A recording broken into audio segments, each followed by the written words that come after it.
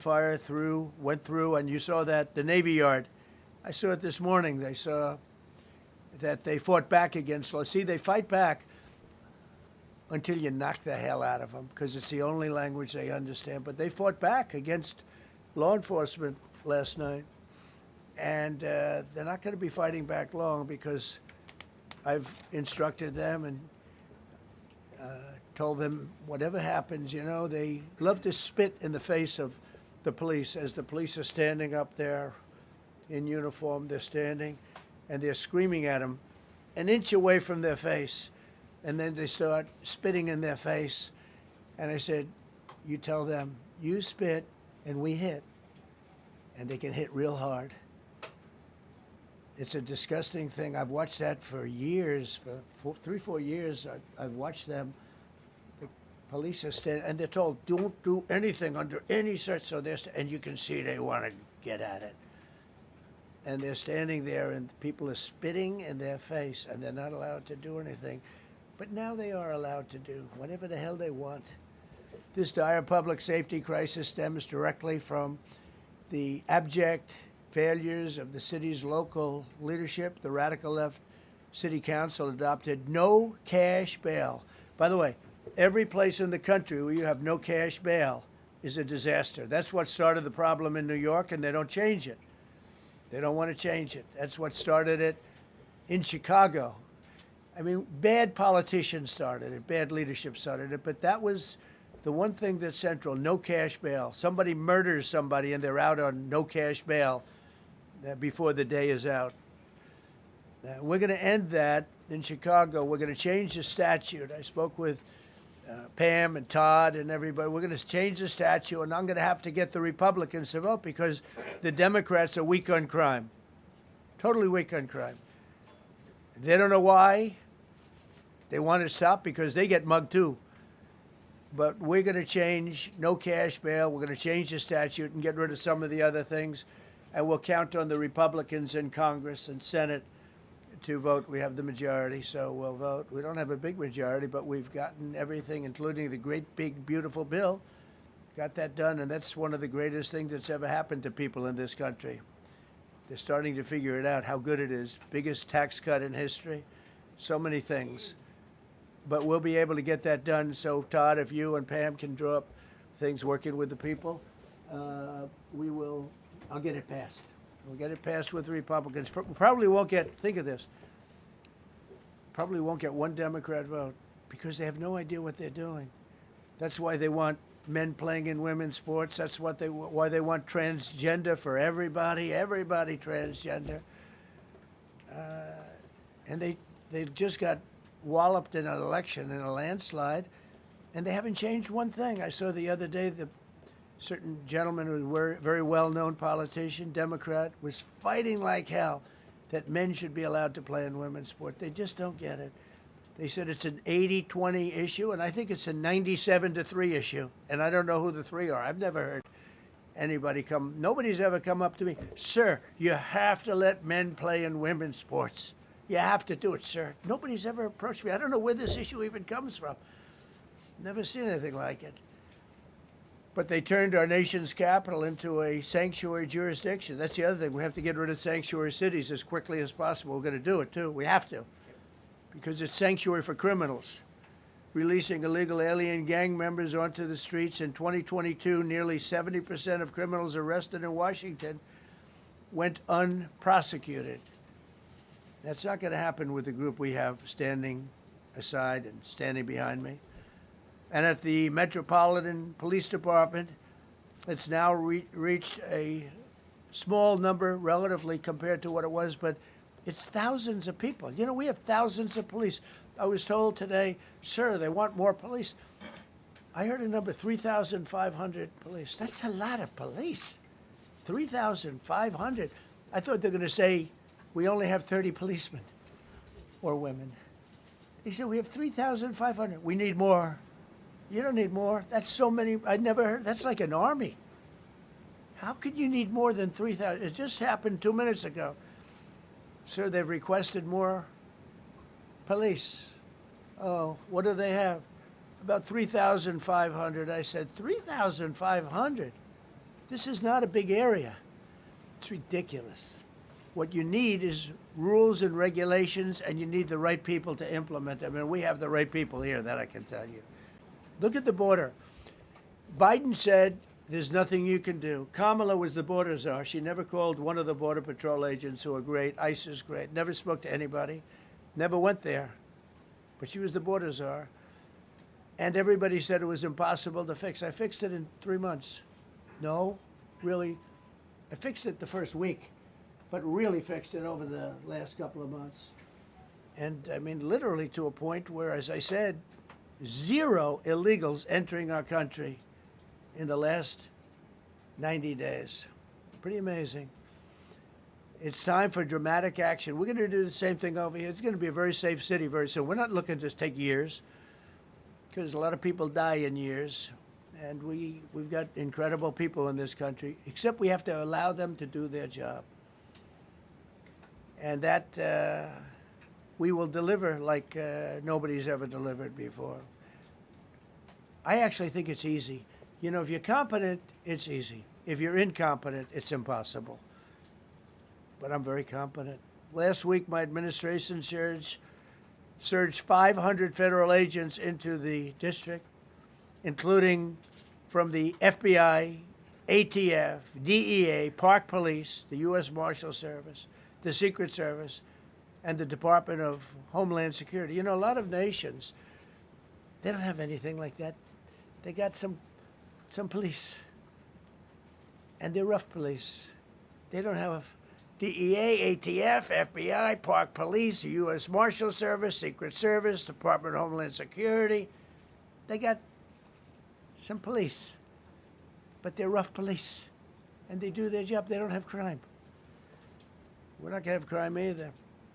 They made dozens of arrests, and that's what starts to happen. Again, cashless bail. Watch what we do with that. Today, we're formally declaring a public safety emergency. This is an emergency. This is a tragic emergency. And it's embarrassing for me to be up here. You know, I'm going to see Putin. I'm going to Russia on Friday. I don't like being up here talking about how unsafe and how dirty and disgusting this once beautiful capital was, with graffiti all over the walls. It's another part of it, by the way, because we're talking about safety, but we're also talking about beautification. We have the most beautiful, potentially, capital in the world. We always had. But people come from Iowa, they come from Indiana, they come and then they get mugged. Not going to happen. Keep coming, because by the time you get your trip set, it's going to be safe again, and it's going to be clean very quickly. We're going to replace the medians that are falling down all over the roads. We're going to replace the potholes. We're going to put a nice new coat of asphalt over the top. No, we don't have to rip the road out and spend 7 years building a new road because they cut everything. Because some designers said, well, we need a 1/4 of an inch more turn for safety reasons. No, we're going to do it right. We're going to get it done quickly. So today we're declaring public safety emergency in the District of Columbia, and Attorney General Pam Bondi, who's fantastic, is taking command of the Metropolitan Police Department as of this moment. And I'll be making the appropriate notifications to Congress and to the mayor, our new DEA administrator, who's one of the top in the country. He better be Terry. If you're not, I'm going to get rid of you so fast. Terry Cole. Terry, thanks. Very good. We just got him. Most highly recommended person. And you'll be designated as the interim federal commissioner of the Metropolitan Police Department. Okay? And you run them tough. They're good. You have a lot of good people. You have people that shouldn't be there. You also have people that shouldn't be there. They got in there because of woke. But you have a lot of great police. And those people are the ones that want to help you. This city will no longer be a sanctuary for illegal alien criminals. We will have full, seamless, integrated cooperation at all levels of law enforcement, and we'll deploy officers across the district with an overwhelming presence. You'll have more police, and you'll be so happy because you'll be safe. When you walk down the street, you're going to see police, or you're going to see FBI agents. We're going to have a lot of agents on the street. You're going to have a lot of essentially military, and we will bring in the military if it's needed, by the way. We're going to have National Guard. But Pete Hegseth will tell you about it. We will bring in the military if needed. People say, oh, that's so terrible. He's going to bring in, it's been used many times over the years. I don't think we'll need it. I think we've got so many great people, including the people that are in the police department with proper leadership. They'll immediately begin massive enforcement operations targeting known gangs, drug dealers, and criminal networks to get them the hell off the street, maybe get them out of the country, because a lot of them came into our country illegally. They shouldn't have been allowed in. They come from Venezuela. They come from all over the world. We're going to get them the hell out. They won't be here long. But some of these people, a lot of them, are homegrown criminals. And these are bad people. These are rough people. And this is just a list of some of the people that were given to me today that were criminals removed from the D.C. streets this weekend. They were rough and tough. But we're rougher and tougher. Look at these people here. Nothing, you know. They're not going to be your local school teacher. Look at this guy. He has killed people numerous times. They're not going to be an asset. They will never be an asset to society. I don't care. I know we all want to say, oh, they're going to be rehabbed. It's not going to be rehabbed. I'm going to ask Doug Burgum to come up and say a couple of words because he's in charge, as you know. He's Interior, but he's in charge of the U.S. Park Police. And I've heard so many great things about the Park Police. They're proud of it. They've been there for a long time. Their families oftentimes grow into the roles. They love the country. They love this area. So, Doug, could you say a few words, please? Thank you, Mr. President. On behalf of the U.S. Park Police, this is the oldest federal police force in the nation. They were formed in 1791 by none other than President George Washington. They've got the awesome responsibility of protecting our nation's most sacred monuments. The National Mall, Washington Monument, Jefferson Memorial, Lincoln Memorial, Statue of Liberty, and out west, the Presidio and the Golden Gate area. These folks have tens of millions of visitors a year, the kind of people that President Trump's talking about that come from around the country and around the world to see our sacred and learn about our history and our sacred monuments. They've been doing a fantastic job, but they are so pleased, the rank and file, that President Trump is now allowing them to enforce the law. As those of you that live in the city may know, that the circles and the triangle parks that are spread throughout D.C. are actually federal park property. So the U.S. Park Police also have responsibility for that. These became littered with homeless camps under the Biden administration. All of you saw that. Since President Trump's executive order on March 27th, making D.C. safe and beautiful again, the U.S. Park Police have removed over 70 homeless camps. And President Trump also talked about beautification. They're stopping and enforcing the laws against graffiti on our monuments. They've removed over 80 specific attacks against our history with graffiti on our monuments. So they continue to do a great job, whether it's in their vehicles, on foot, or on the mounted police that you see around the National Mall. And President Trump, they thank you. The rank and file is so happy to be enforcing the law again. Thank you for your leadership. And they're excited about the announcement you're making today. Thank you. Very good. Great job you're doing. Thank you very much. Pete, could you say something about the military, if you would? Well, Mr. President, it's an honor to be here. And at your direction this morning, we've mobilized the D.C. National Guard. It'll be operationalized by the Secretary of the Army, Dan Driscoll, through the D.C. Guard. You will see them flowing into the streets of Washington in the coming week. At your direction as well, sir, there are other units we are prepared to bring in. Other National Guard units, other specialized units. They will be strong, they will be tough, and they will stand with their law enforcement partners. This is nothing new for DOD. As the President noted, at the border, we've got 10,000 troops down there who've been operating in defense cooperation areas, defense zones, where there's zero illegal crossings because of troops on strikers scanning the border. We've been protecting other people's borders for 20 years. It's about time we protect our own. And we're working with ICE and CBP. In Los Angeles, we did the same thing, working with the California National Guard, working with ICE officers. ICE officers deserve to do their job and not be attacked. We will work alongside all D.C. police and federal law enforcement to ensure this city is safe, this city is beautiful. And as I always say about President Trump to the troops, he has their back. And my message to the National Guard and federal law enforcement in Washington is we have your back as well. Be tough, be strong. We're right behind you. Thank you, Mr. President. I'm going to ask Pam, because she's now, as you heard me say, she's really in charge of a lot of what we're talking about. She's done an incredible job. People are going to start to see the fruits of her labor. And Pam, maybe you could say a few words about what we're talking about here. Sure, President. Let me be crystal clear. Crime in D.C. is ending and ending today. We are going to use every power we have to fight criminals here. President, thank you for caring about our capital. Families come here every summer. Our museums are free. We have the National Zoo.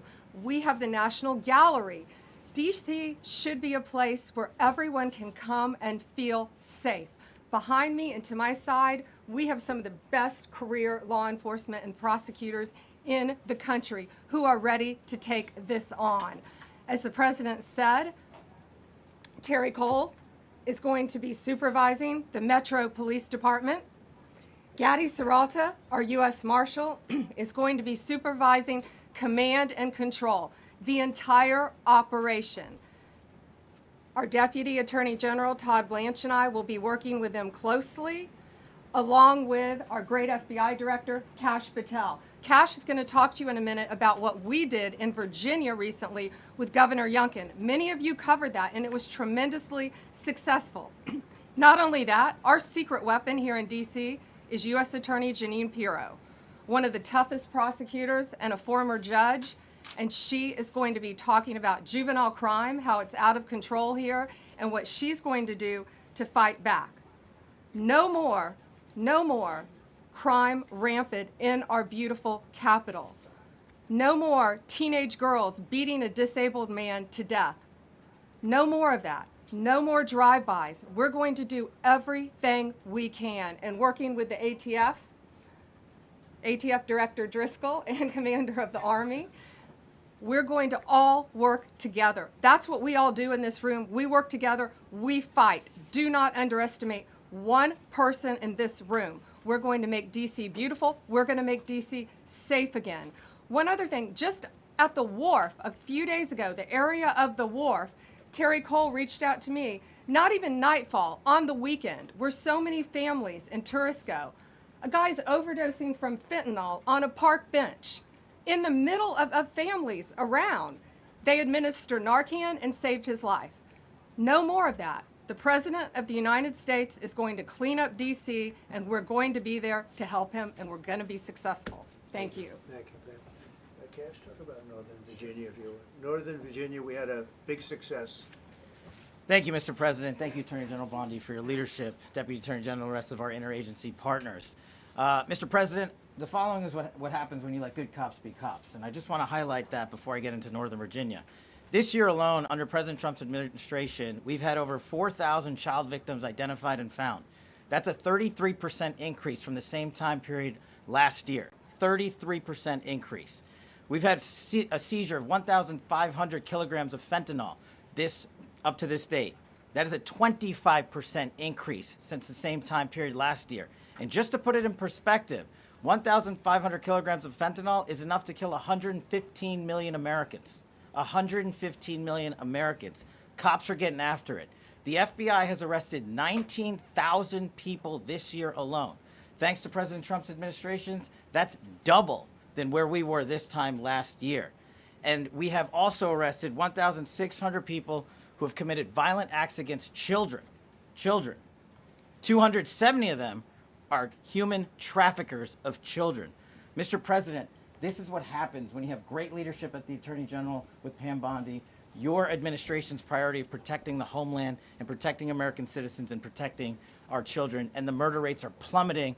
We are now able to report that the murder rate is on track to be the lowest in U.S. history, in modern recorded U.S. history, thanks to this team behind me and President Trump's priorities. And how do we do it? And what are we going to bring to D.C.? What we did in Northern Virginia, thanks to Terry Cole and Governor Youngkin and the team, we stood up a task force out in my Northern Virginia field office, and we said, let's let good cops be cops, let's get them the intelligence and what they need, and let's get the red tape out of their way, and let's get DOJ partnered up with us to bring great prosecutions, and that's exactly what we did. In 1 month, we arrested 545 violent felons.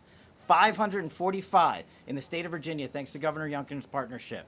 And that simplicity in law enforcement is what's coming to Washington, D.C. When you let good cops be cops, when you give them the intel they need, when you work with our Homeland Security Task Force, when you work with Terry and Gaddy and I go way back to Miami. These guys are great leaders of the respective departments and law enforcement capacities. And when you have the DOJ and President Trump driving behind this mission, we are going to clean up Washington, D.C., and we're going to do it the right way, the lawful way, and we're going to make sure Washington, D.C. is safe again. Thank you, Mr. President. Thank you, Attorney General. Thank you very much.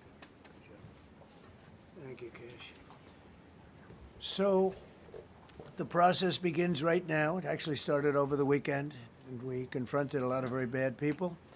But it's going to be something that will be pretty amazing to you as you watch it. And I think most of you say it's a beautiful thing to do it right. We're going to be removing homeless encampments from all over our parks, our beautiful, beautiful parks, which now a lot of people can't walk on. They're very dirty, we got a lot of problems. But we've already started that. We're moving the encampments away, trying to take care of people. Some of those people, we don't know how they even got there. Some of those people are from different countries, different parts of the world. Nobody knows who they are. They have no idea, but they're there.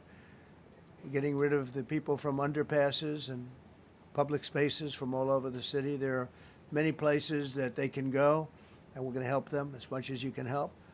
But they'll not be allowed to turn our capital into a wasteland for the world to see.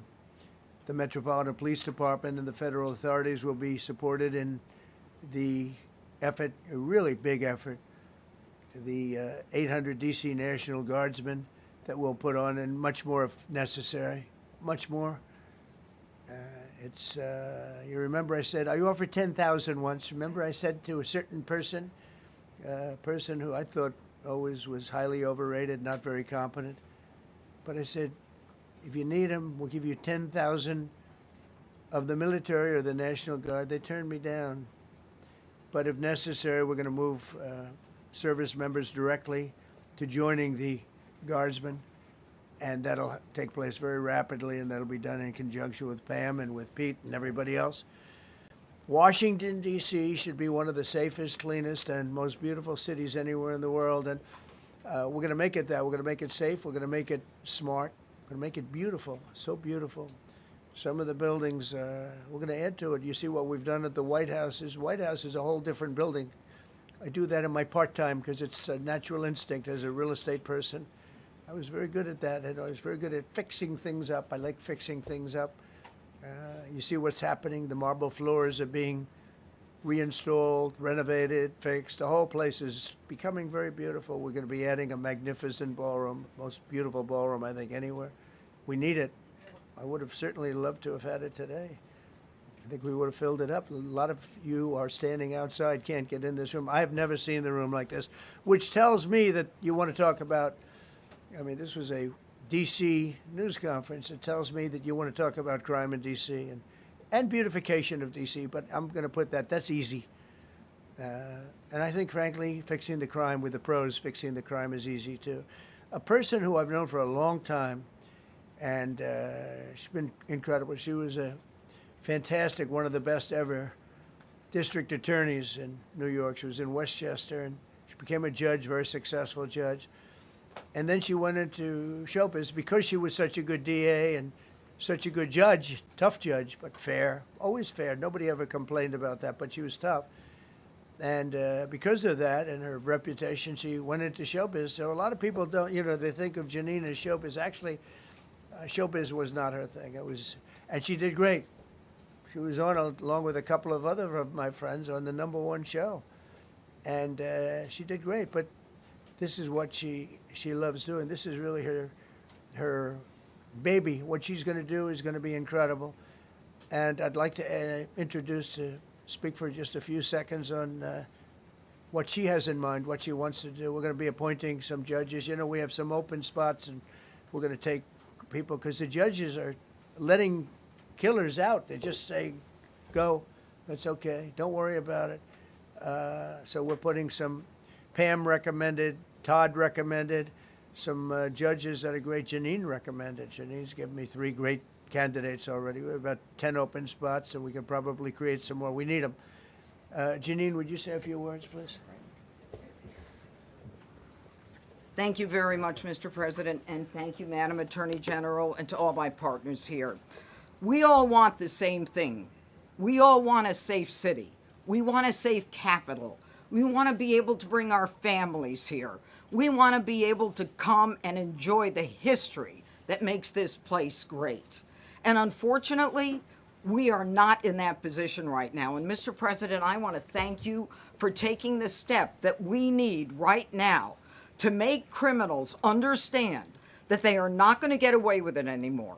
And I'm not going to stand here and go over and over the cases. But what I can tell you is this.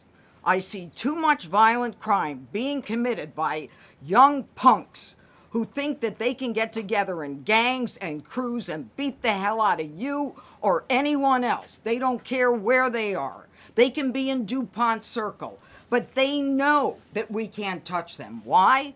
Because the laws are weak. I can't touch you if you're 14, 15, 16, 17 years old and you have a gun. I convict someone of shooting another person with an illegal gun on a public bus in the chest, intent to kill.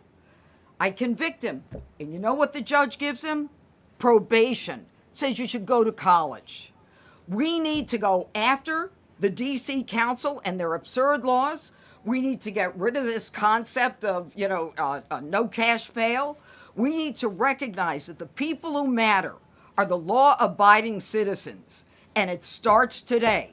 But it's not going to end today, because the president is going to do everything we need to do to make sure that these emboldened criminals understand we see you, we're watching you, and we're going to change the law to catch you. And my final note is this. These kids understand that the jurisdiction is through the State Attorney General, Brian Schwab. I did a poster of the young man from Doge who was beaten bloody with a severe concussion, a broken nose. And then I did a poster of what happens to those kids, because I can't arrest them, I can't prosecute them. They go to family court and they get to do yoga and arts and crafts. Enough. It changes today. Thank you, Mr. President. Thank you, Janine. You're welcome. Great job. Thank you. If I could, I just signed some executive orders. I'd like to have Will please come up and we'll let the people know what we signed. Do you want to put them down? Yes, sir. Go ahead. A short while ago in the Oval Office, President Trump signed 2 crucial executive actions to deal with the emergency crime conditions we currently face in the District of Columbia. The first of these was an executive order, as President Trump said before, invoking his powers under Section 40 of the Home Rule Act to take federal control of the D.C. Metropolitan Police Department. Along with that executive order, President Trump signed the statutorily required notification letters to Mayor Bowser and to the relevant House and Senate committee leaders. The second major executive action that President Trump signed was a presidential memorandum directing the Secretary of Defense to utilize the National Guard to address the conditions we see on our streets here in D.C. It also authorized the Secretary of Defense to work with state governors to utilize their National Guard units if necessary as well. These are bold, decisive steps intended to combat the out-of-control crime conditions we've seen on D.C.'s streets for far too long. And I, for one, am deeply proud to be part of an administration that's finally coming to terms with these issues, sir. Thank you very much. Sir. Thank you. So, just to conclude, Washington, D.C.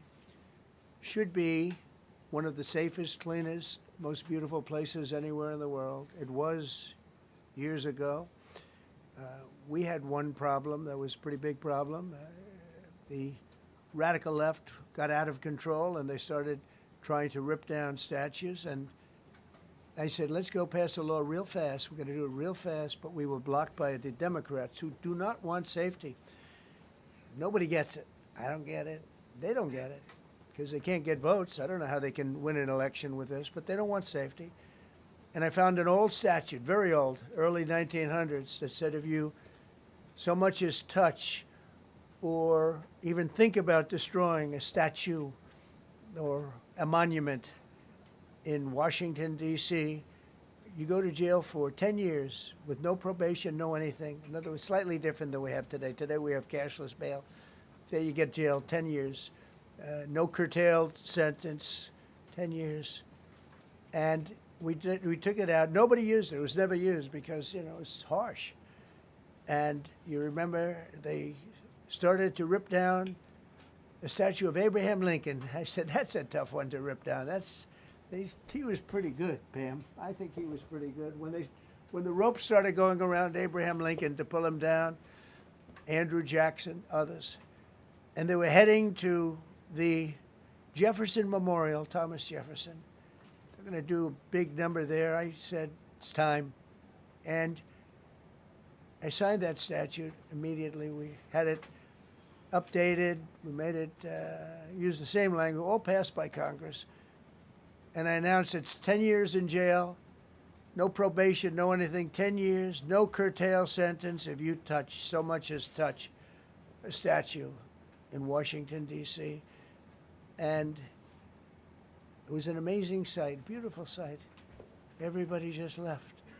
The ropes were hanging around Andrew Jackson, and there were 2 ropes around Abraham Lincoln. They left the rope, but everybody just left. And that was the last problem we ever had. You know, that was the last problem that we ever had with the statues. They were going wild, and somebody came to me and said, sir, in 1910, I don't want to give you an exact because you'll say, Donald Trump gave us wrong dates around like early on. You know, if I'm slightly off, they make you sound a little bad. So I won't put myself in that position. I won't put you in that position because I think everybody agrees with what we're doing today. But when I signed that thing, it was like a miracle. Everybody left. They were gone. They were starting to march down. They started the march toward Thomas Jefferson. And I figured he was always going to be safe. But they found something with him, and they found something with Abraham Lincoln. And even in the name George Washington in California, numerous places changed the name of George Washington High School and various other places. They took George Washington's name. This was a sick, woke culture that I think we've largely ended. And a lot of those people that were woke are now turning out to be the opposite. I won't go so far as to say MAGA. It's a very special category. But they've gotten out of that. But we have people that love this country, and they love this really beautiful capital. It is. I flew over it the other day, and I said, what a beautiful place. But if there's crime all over the streets, when you get there, it doesn't look so beautiful. But we're going to make it beautiful again. We're going to fix it with crime, and we're going to also, as we're doing that, we're going to start doing things that we know how to do, that I know how to do better than anybody, I guess, because of my experience from previous life. But not only are we stopping the crime, we're going to clean up the trash and the graffiti and the grime and the dirt and the broken marble panels and all of the things they've done to hurt this city. And we're going to restore the city back to the gleaming capital that everybody wants it to be. It's going to be something very special. All of these people are really tough. Could I shake your hand, Gaddy, please? You're going to be so important here. You're going to be that guy. I hope I don't have to fire him in 2 weeks because he's too soft. I don't think he's too soft. If I do, I will, though. Is it okay? If you're soft, weak, and pathetic, like so many people, I will fire you so fast. You're not going to have to worry about that. No, I think you're going to do a fantastic job. And everybody in this room, they may not express it, but they all want that to happen. You know, they want to be safe, and they have families too. So it's an honor to have such a large group. I've done this for years now, hard to believe. I've never seen this room so packed. In fact, I'm sure it's a violation of every fire code. But we'll let you stay anyway. You're taking a chance. And with that, we'll say, maybe if you could, oh, wow. We could be here all day long. If we could keep the first questions perhaps to this subject, and then we'll go on to a few others. Please. Mr. President, thank you so much. Can you talk about how personal of an issue this is? You talked about flying over the Washington Monument and seeing the pride of what DC is, and do you believe that the status of the city, the cleanliness, the way that crime is low, is a direct reflection on how the country is run? Yeah, I do. I think the Capitol. Look, everyone comes here. They're all coming. All the leaders, they're all wanting to come. And I say it. I've said it again, but I'm really just quoting other leaders from NATO, from the Middle East, King of Saudi Arabia, Qatar, UAE. I was over there. We brought back $5.1 trillion of investment into our country. But a month and a half ago, I was at NATO. We had a great thing. They agreed to put up 5% instead of 2%. 2% they didn't pay, 5% is already paid. We had a great meeting, and they all said the same thing. They said our country was dead. They thought our country was gone. 1 year ago, they said your country was dead. And now you have the hottest country anywhere in the world. We do. We have the hottest country in the world right now. The tariffs have helped. It's given us not only the money, it's billions, trillions of dollars of money, but it gives us great power over enemies. We solved 5 wars with Pakistan and India. We just solved one. Azerbaijan and, as you know, and Armenia. A war was raging for 37 years. And the 2 leaders got up and they said, we never thought this would be solved. Russia tried to solve it. They all tried to solve it. It was a very tough situation, but we got it done. And I said to the 2 men, I said, are you guys friends? And they had a hard time. They've been killing each other for 37 years, right? One was there 5 years, one was there for 22 years. He said, my whole life I've been fighting this war, and you got it solved. But we did many of those. We did in the Congo and Rwanda. That's been going on for 30 years. 8 to 9 million people killed that they know of, but it was raging, and we got that solved. We got a lot of them done. It's a great honor. But you want to have, when they come, the leaders come to our country to sign documents that the war is over or whatever, or for other reasons. They come for trade. And you want them to come through so beautifully. You ride down those roads, everything should be perfect. You shouldn't have medians falling down into the roadway. Median, the metal things that are always, somebody had a great lobbyist, because I've never seen them look good. I've been looking at those things with the little, right? They're always broken and bad, but here they're really bad. And we're going to either put new or fix it, and it's not expensive. It's not really expensive. We're going to fix our roads a little bit. We're going to clean up our sidewalks. You have countries where every Saturday the people go out and they wash their sidewalks in front of their stores or their houses. They scrub their sidewalks. So we aren't quite at that level yet, I don't think, Gaddy. We're not quite there yet, but maybe we will. They go out and they scrub. I think it's so beautiful to hear that and to see those stories. But we're going to make it clean. But just to finish with your question, it's a very, very strong reflection of our country. And when they see a bad city, my father always used to tell me, I had a wonderful father, very smart, and he used to say, son, when you walk into a restaurant and you see a dirty front door, don't go in, because if the front door is dirty, the kitchen's dirty also. Same thing with the Capitol. If our Capitol's dirty, our whole country is dirty, and they don't respect us. So it's a very good question, actually. Mr. President, sorry. Question for you on the specific issue. Do you expect more cities to follow DC's path if this goes through? So the idea is that Chicago, LA, San Francisco, would they expect similar action what we've seen in DC? And the other question, sir, there's reporting that the administration is going to reclassify marijuana. Would that send mixed messages that if marijuana is okay, some drugs are okay, but we're trying to clean up crime? How do they go hand in hand? We're only looking at that. That's early, but somebody reported it, which is fine. We're looking at it. Some people like it. Some people hate it. Some people hate the whole concept of marijuana because if it does bad for the children, it does bad for people that are older than children. But we're looking at reclassification, and we'll make a determination over the next, I would say, over the next few weeks. and that determination hopefully will be the right one. It's a very complicated subject, the subject of marijuana. I've heard great things having to do with medical, and I've had bad things having to do with just about everything else. But medical and, for pain and various things, I've heard some pretty good things, but for other things, I've heard some pretty bad things. The other part of your question, I mean, we're just going to see what happens with it all. We're going to have a tremendous success in what we're doing.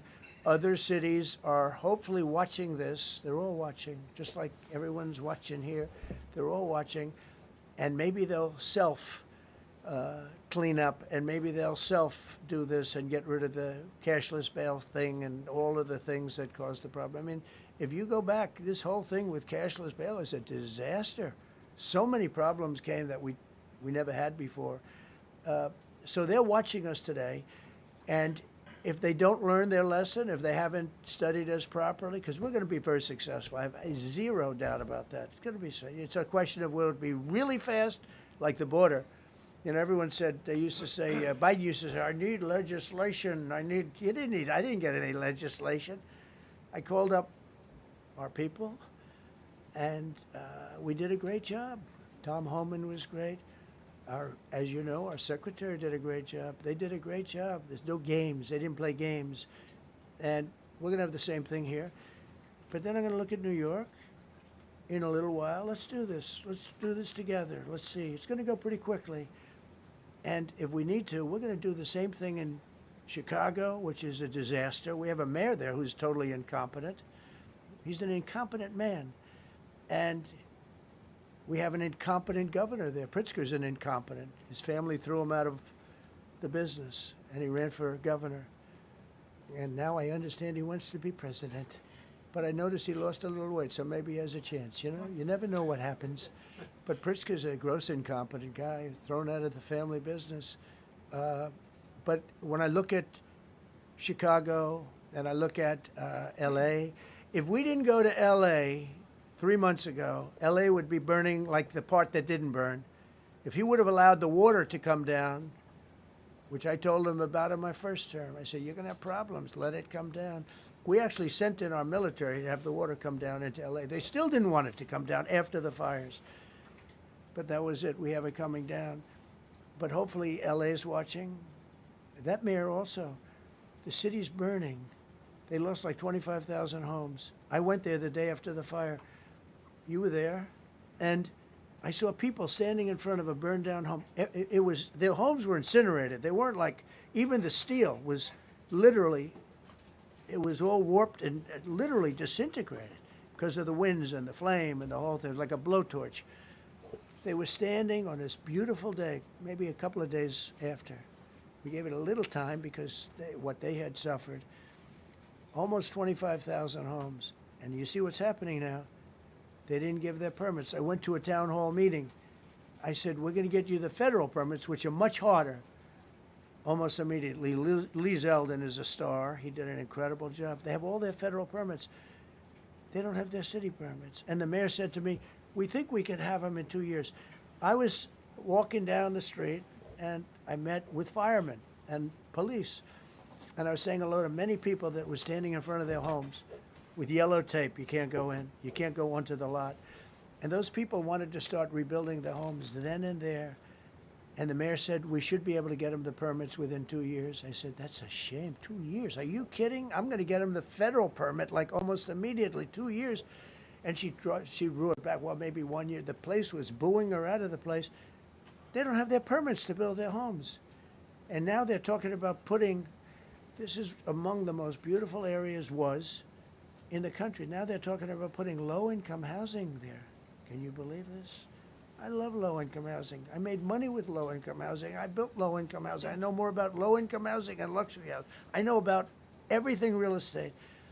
They want to replace some of those homes with low-income housing. They haven't gotten their permits yet.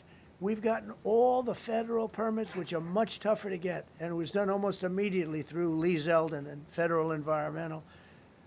And I watched the other day, those people are angry. And now, they had tremendous they loved that area. They loved the whole big area, different places, but they loved it. It was all luxury stuff and beautiful stuff, and some wasn't that luxury, but the level of love for that neighborhood, their neighborhoods, was incredible. And you know what? I watch people on television, they want to go, they want to leave. They've lost their spirit, they've lost their heart, because the mayor's incompetent, and Gavin Newsom is incompetent. He's got a good line of bullshit, but that's about it. He's incompetent. And you have Los Angeles is, you know, it's amazing. You know, I called, the first thing I did, I got the Olympics to go there. I was the one that got it. And by a rare thing that happened, I'll be the president. I was very upset because I got the Olympics there, and I said I won't be president when it comes, but bad things happened, and illegal things happened, really illegal things happened.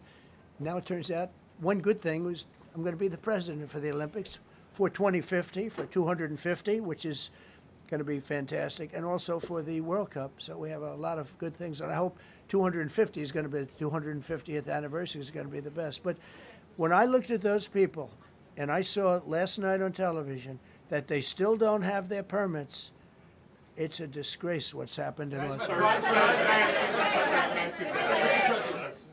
Yeah, thank you. The China tariff deadline is tonight. Do you plan to extend that?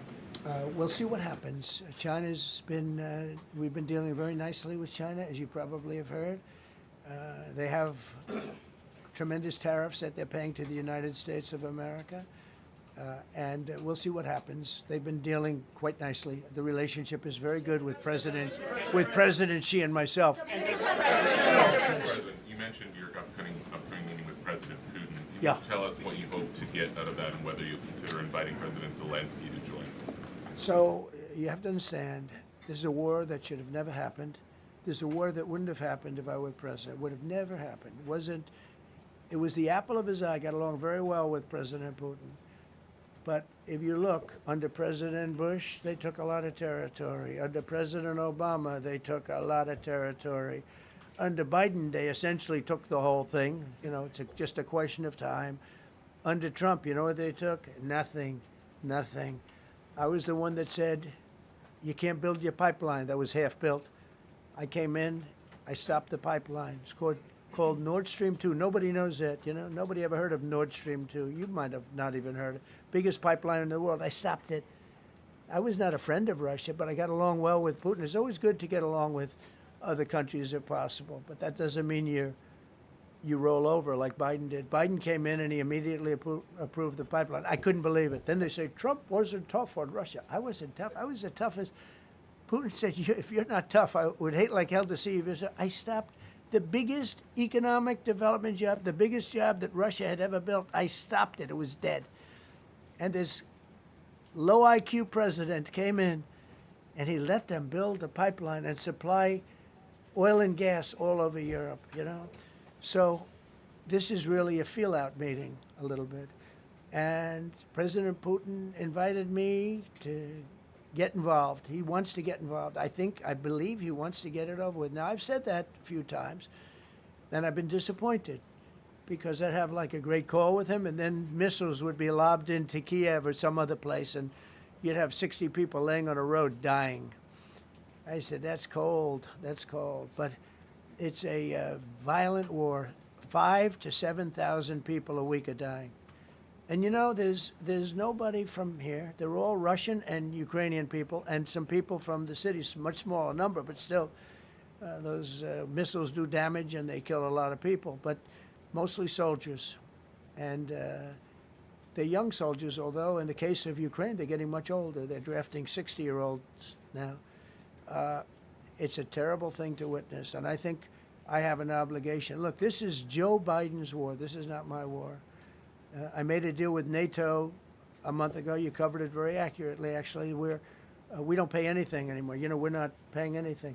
They are buying things from us, and NATO is paying us. I got it raised from 2% of GDP to 5%.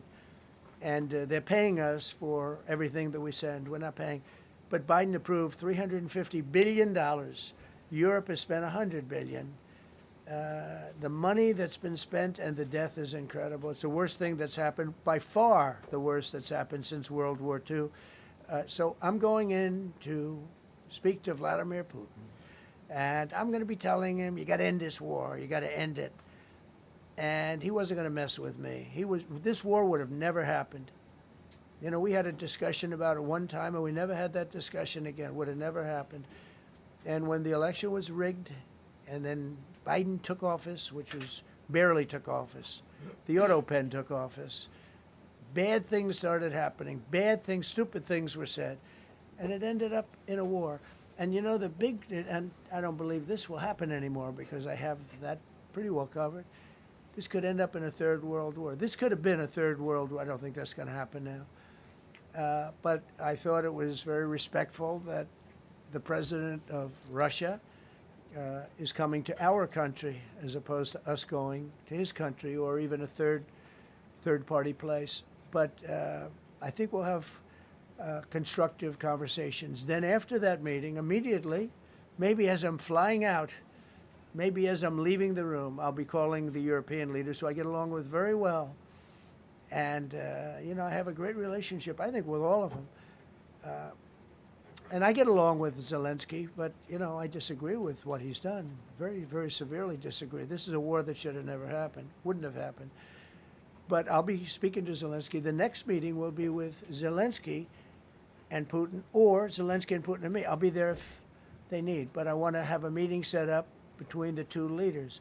I was a little bothered by the fact that Zelensky was saying, well, I have to get constitutional approval. I mean, he's got approval to go into war and kill everybody, but he needs approval to do a land swap because there'll be some land swapping going on. I know that through Russia and through conversations with everybody to the good, for the good of Ukraine. Good stuff, not bad stuff. Also, some bad stuff for both. So there's good and there's bad. But it's very complex because you have lines that are very uneven. And there'll be some swapping. There'll be some changes in land. And the word that they will use is, you know, they make changes. We're going to change the lines, the battle lines. Russia's occupied a big portion of Ukraine.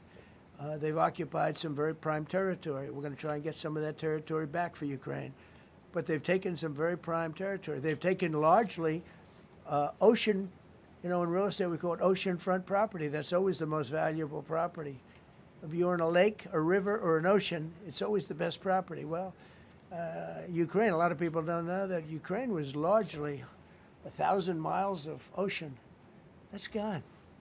Other than one small area, Odessa, it's a small area. There's just a little bit of water left.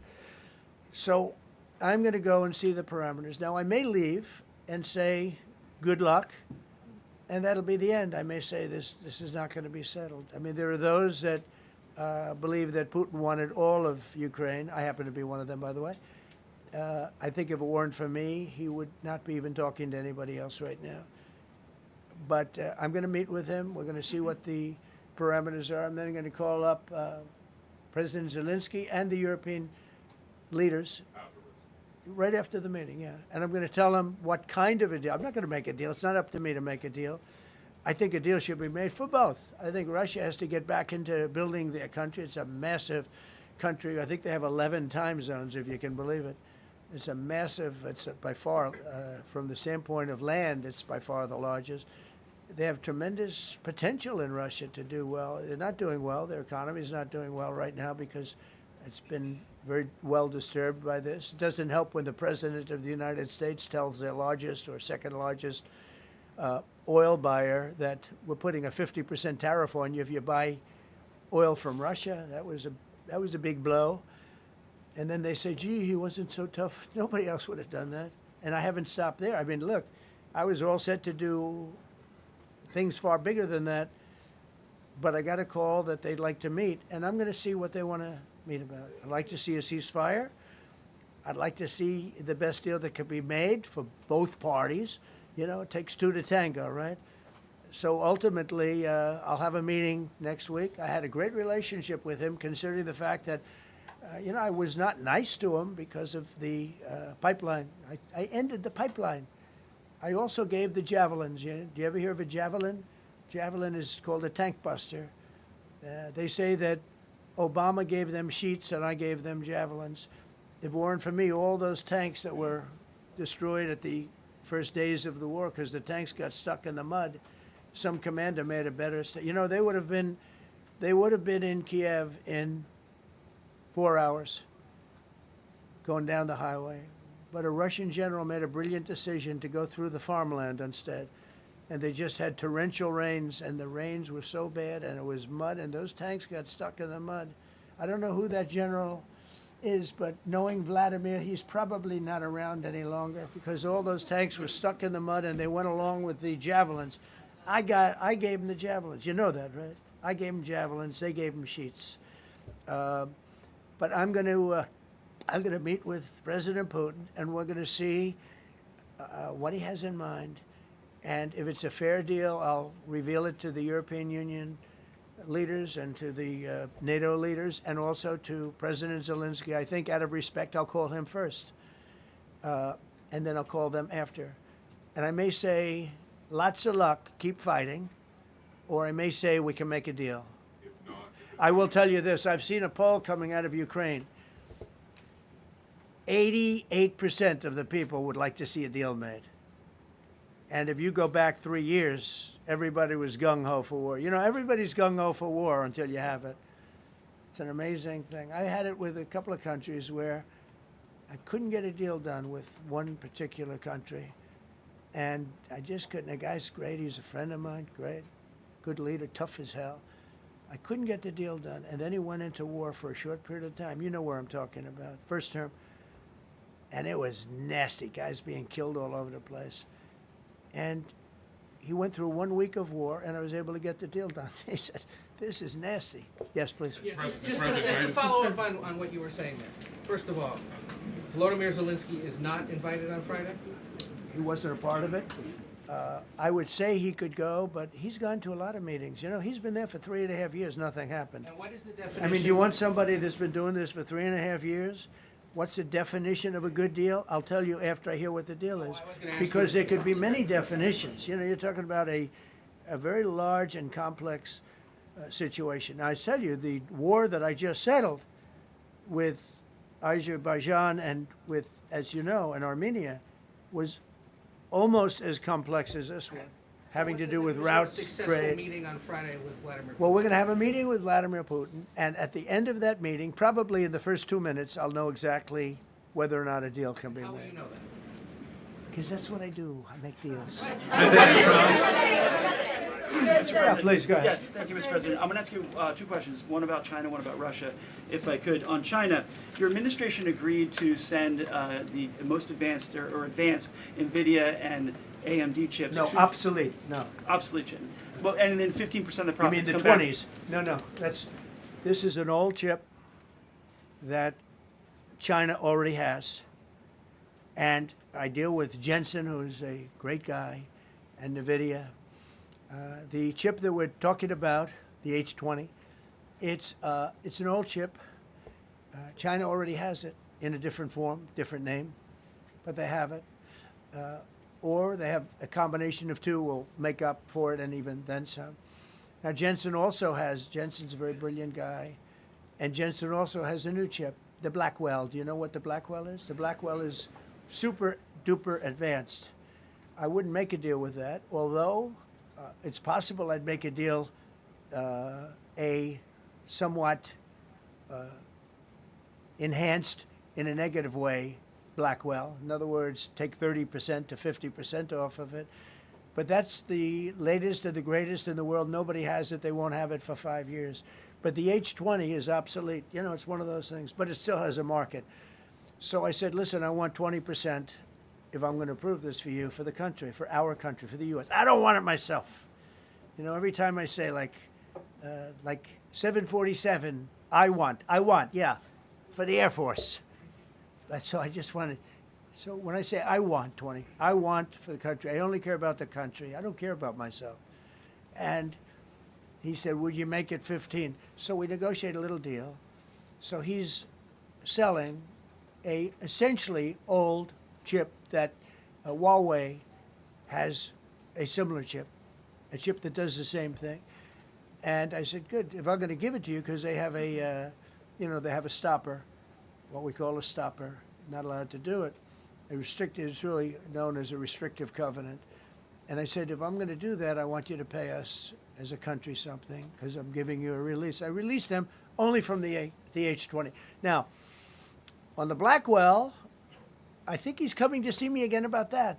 But that will be a unenhanced version of the big one. Like, I don't know if you know it, we will sometimes sell fighter jets to a country, and we'll give them 20% less than we have. Do you know what I mean, right? That's the same. So on Russia, do you see a time, Mr. President, when there could be normal trade between the U.S. and Russia? Should your meeting go well, should there be peace? I do, yeah. Russia has a very valuable piece of land. If Vladimir Putin would go toward business instead of toward war, you know, it's a warring nation. That's what they do. They fight a lot of wars. A friend of mine said Russia's tough because they just keep on fighting. They beat Hitler, so did we. And they beat Napoleon. You know, they've been doing this for a long time. I asked a question to a very, very smart man that some people like and some people don't like. Viktor Orban, right? From Hungary, the head of Hungary. And he's in that same area and knows the two countries very well. I said, this was before Biden didn't do anything to get us out of it. He could have gotten us out of that. It would have never happened. I said, so can Russia be beaten by Ukraine? He looked at me like, what a stupid question. He said, Russia's a massive country, and they win their country, and they win their life through wars. They fight wars. That's what they do. He said, China beats you with trade. Russia beats you with war. It was a very interesting statement. China's not beating us with trade, not when I'm in charge. But they were beating Biden with trade, but they never beat us with trade. Don't forget, China had to pay $400 billion worth of tariffs when I was last time. That was last time. And if we didn't have COVID, all of this stuff we would be loaded. We're finding hundreds of billions of dollars of cash is pouring into our country now because of tariffs. And all we're doing is we're doing what they do to us. It's so beautiful to see it.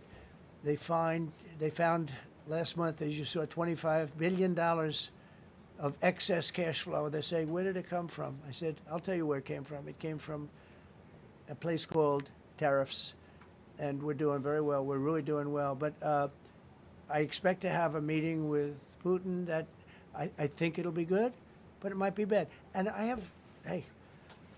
I'm here for one reason, to get rid of a war that somebody else started. Should have never happened. And if I could end it, great. Complex war, a lot of bad blood, But Zelensky's been there for 3.5 years. So if you put him in a room, now I will say this, ultimately I'm going to put the two of them in a room. I'll be there or won't be there. And I think it'll get solved. Yeah, please be. Thank you, Mr. President.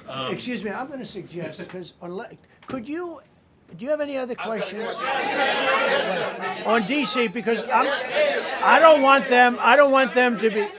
Wait. These are incredible people. I don't want them to be standing up here on subjects.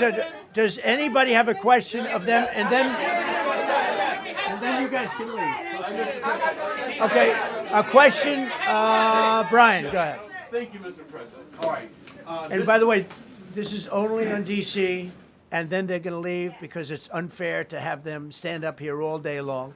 Brian. I've got two questions for you. First, about DC. This is personal for me as well. Last year, I was robbed on the streets by one of these teenage thugs. Had a gun, got away with it. Let's talk about the effort that between law enforcement, prosecutors, and judges, because it's a recycling belt. Like, these kids go, they don't fear the police. They know it. If you talk about how we've got to get these judges and put these kids behind bars, right. Adult crimes deserve adult penalties. And my second question, I'll after you answer that, please. Do you want me to answer it? Whoever wants to take it. Okay. It's real. Do you want me to answer it? Go ahead. Here's the problem. Assuming that they're 17 years, older than 17 years old, I can get the case.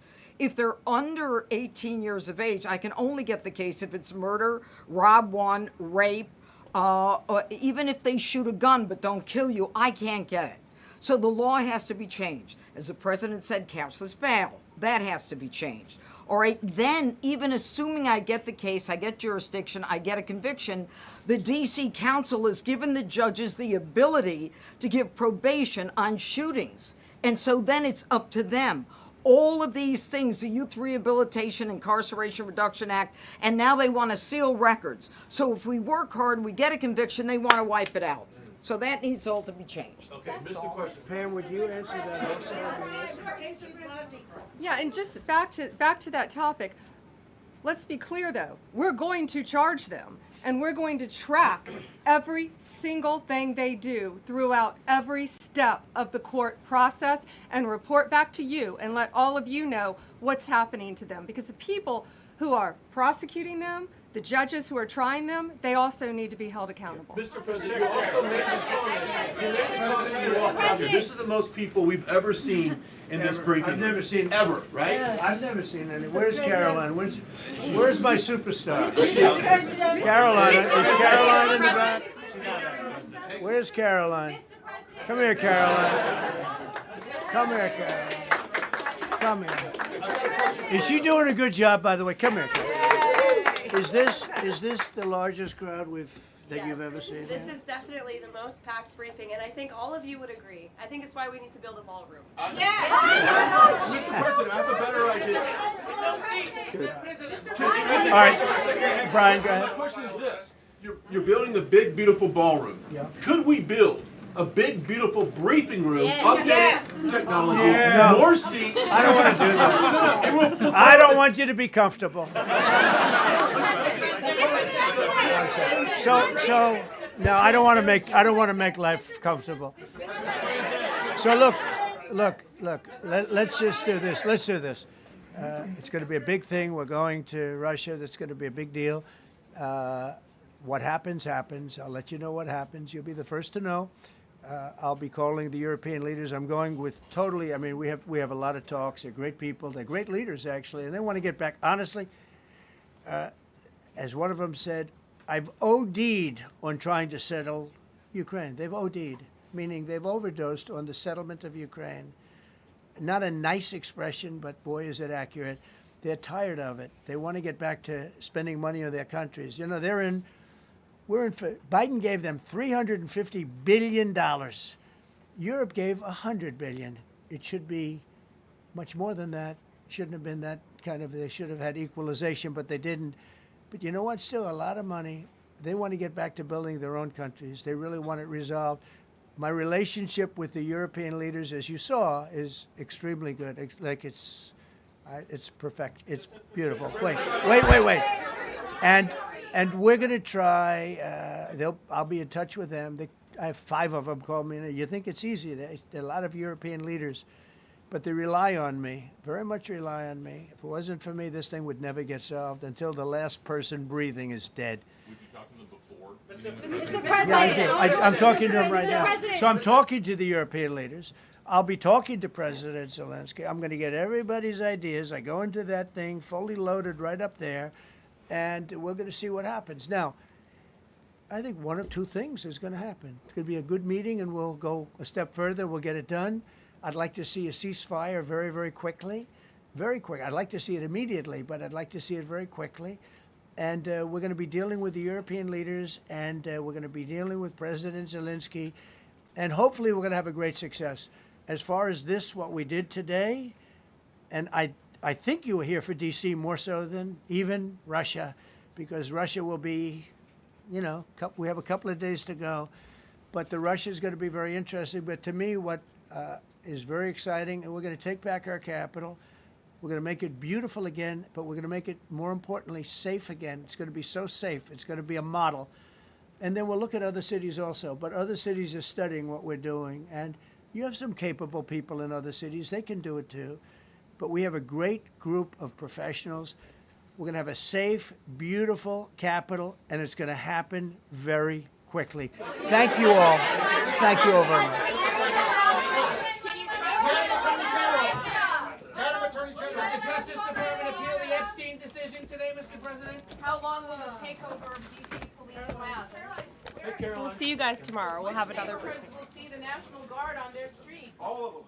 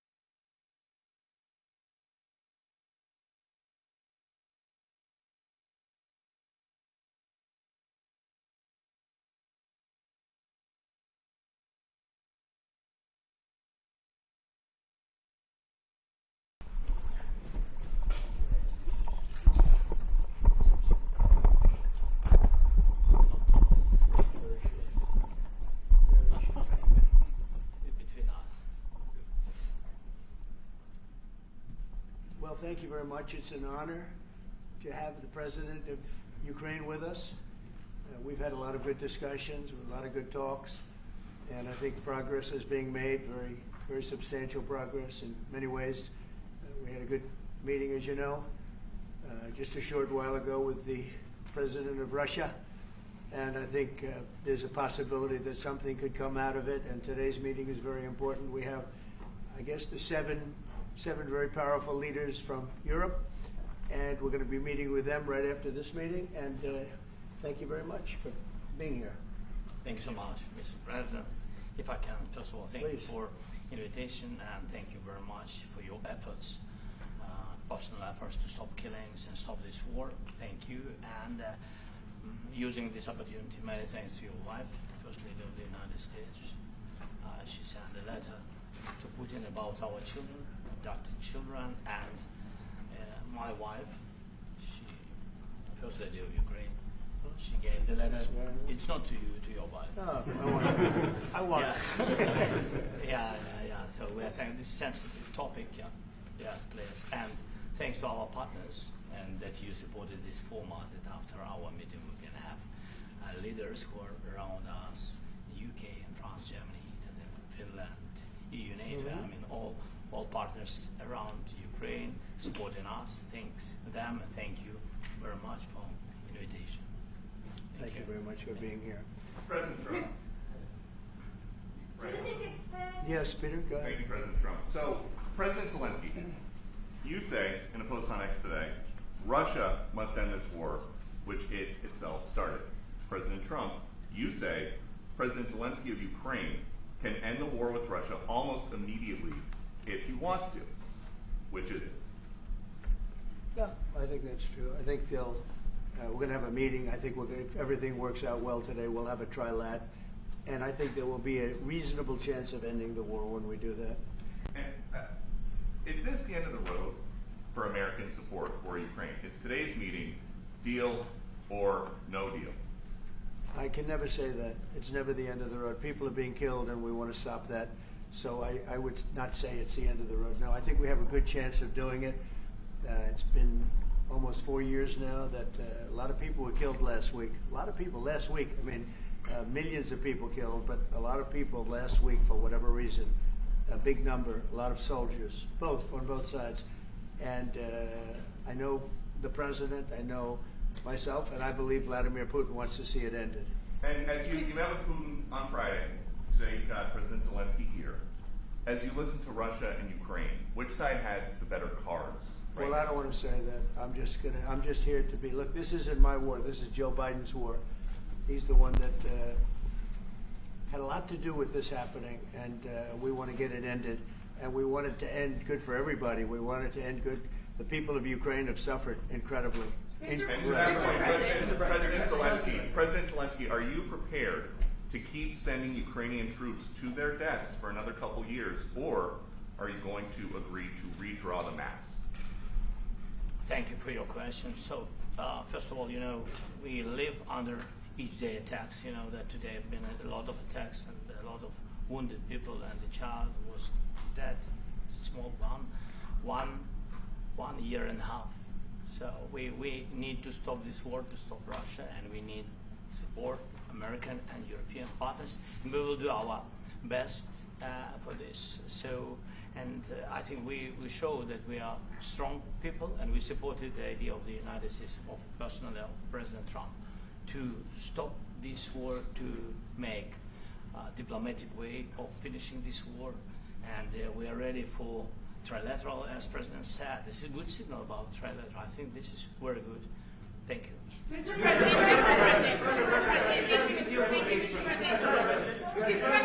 if the peace deal will be achieved, are you going to be willing to send American peacekeepers to Ukraine? Well, we're going to work with Ukraine, we're going to work with everybody, and we're going to make sure that if there's peace, the peace is going to stay long term. This is very long term. We're not talking about a 2-year peace and then we end up in this mess again. We're going to make sure that everything's good. We'll work with Russia, we're going to work with Ukraine, and we're going to make sure it works. And I think if we can get to peace, it's going to work. I have no doubt about it. Your team has talked about security guarantees. Could that involve U.S. troops? Would you rule that out in the future? We'll let you know that maybe later today. We're meeting with 7 great leaders of great countries also, and we'll be talking about that. They'll all be involved, but there'll be a lot of help when it comes to security. There's going to be a lot of help. It's going to be good. They are first line of defense because they're there. They're Europe, but we're going to help them out also. We'll be involved. Yes. Vladimir Putin mentioned that the war will not end without addressing the root causes of this war. Have you had an understanding what are the root causes of this war? Well, look, the war is going to end. When it ends, I can't tell you, but the war is going to end, and this gentleman wants it to end, and Vladimir Putin wants it to end. I think the whole world is tired of it, and we're going to get it ended. It was, I've done 6 wars. I've ended 6 wars, and I thought this maybe would be the easiest one, and it's not the easiest one. It's a tough one. A lot of reasons for it. And they'll be talking about it for a long time, but they'll be talking about the others. Look, India, Pakistan, we're talking about the big places. When you look at, you just take a look at some of these wars. You go to Africa and take a look at that. Rwanda and the Congo, Republic of the Congo. That's been going on for 31 years. And so we've done a total of 6, and we really have 6, not including the fact that we obliterated, and it turned out to be a total obliteration, the nuclear, as you said, the future nuclear capability of Iran. And this one, I think we're going to get solved also. I feel confident we're going to get it solved. Like guarantees or like special envoy put forward. Thank you, Mr. President. Can you tell us about your conversations with European leaders and what they need to see to support an end to the war? Yeah, well, we're going to be meeting with a great representative group and 7 very powerful, very big countries and great people, all friends of mine and friends of yours. And we're going to have some suggestions made. They want to see peace. They would like to see peace. Go ahead, please. In the red. President Trump, do you think it's fair for Ukraine and for Russia to achieve a lasting and durable peace if Ukraine cedes its territories that Russia hasn't yet conquered? Do you think it's a fair peace for Ukraine? We're going to have a lasting peace. Just to answer the first part of your question, we're going to have a lasting peace. I hope it's going to be immediately. I hope it doesn't have to go on. And I think people of the whole world is going to be very happy when that's announced. Yeah, please. Mr. President, you posted on social media, Mr. President, a very touching letter from the First Lady, and the letter was hand-delivered to President Putin, and it calls for an end to the war, essentially, because of the children and the children's future. Why did the First Lady feel that letter was necessary? Was it because she believes that Mr. Putin is the aggressor in the war? is a similar letter being hand-delivered to President Zelensky? So the First Lady felt very strongly. She's watched the same thing that you watch and that I watch. I see things that you don't get to see, and it's horrible.